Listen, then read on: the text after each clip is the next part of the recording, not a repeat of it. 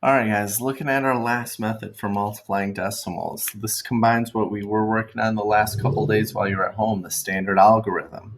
So when we do this, what you're going to want to do is you want to make sure that we write our numbers on top of each other. 4.3 and 2.7. We're multiplying these numbers apart. Okay, so now when we multiply, I'm going to do the same thing that we did with the standard algorithm. I'm going to do the 7 times the 3 and the 7 times the 4 and then move over to the next number. Okay, I'm not going to worry about the decimal points until later. So 7 times 3 is 21, carry the 2, and 7 times 4 is 28, plus 2 is 30.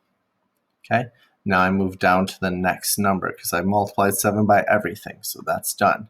So now I'm multiplying by the 2 in this place. If I'm multiplying in this place value, there are going to be none here.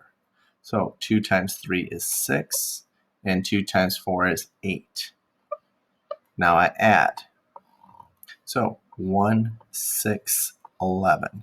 Now, the tricky part for this is always figuring out where do I put the decimal point now. You have a couple of options for how to figure that out. One, you could do a quick estimate first. This is about 4 and this is about 3. 4 times 3 is 12. So I'm looking for a number that's going to be close to 12. So if I put the decimal point here, that's 116.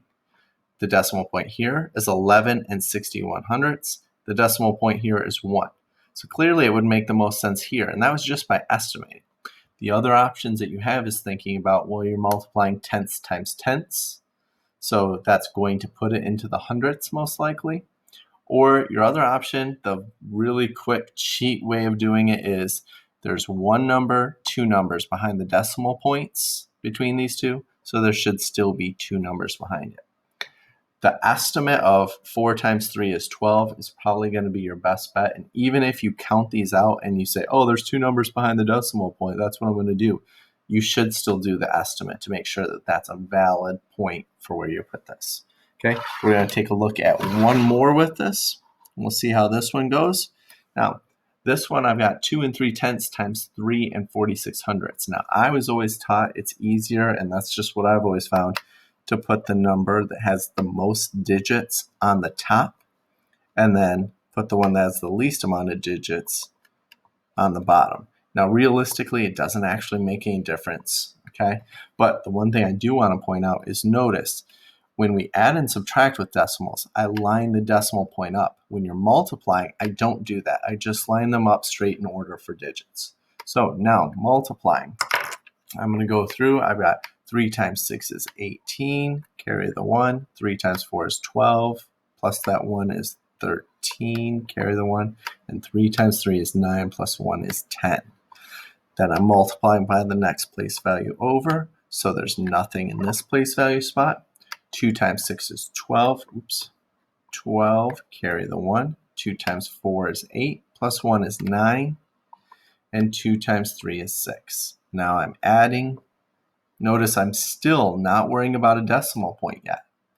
So this makes 8, 5, 9, and 7. Now that I'm all the way done, now I worry about the decimal point.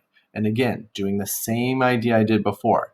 This is about 2, this is about 3. 2 times 3 is 6. So I should get an answer somewhere around 6. So if I'm looking for where to put the decimal point, if I put it here, that's 795. Here it's 79.5. Here it's 7.9. And this is less than 1. So the closest would be putting it right here. That's 7 and 958 thousandths. That's the closest I can get to 6 with these numbers. Okay.